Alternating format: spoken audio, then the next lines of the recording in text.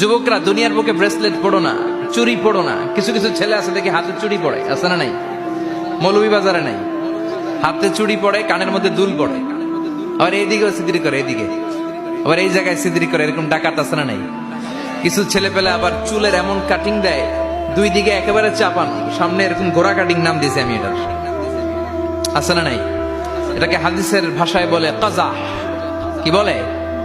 নাহা রাসূলুল্লাহ সাল্লাল্লাহু আলাইহি ওয়াসাল্লাম আনিল কাযাহ। বিশ্বনবী এই কাজাহ কাটিং দিতে, এই হেয়ার কাটটা দিতে বিশ্বনবী সাল্লাল্লাহু আলাইহি ওয়াসাল্লাম নিষেধ করেছেন। যুবক ভাইরা, যারা তোমরা এই কাটিং দাও অথবা আজকে দিয়ে এসেছো, তোমরা সামনে থেকে এই কাটিং দিবা না, মানা যাবে না। ইনশাআল্লাহ পড়েন, আর জোরে পড়েন ইনশাআল্লাহ।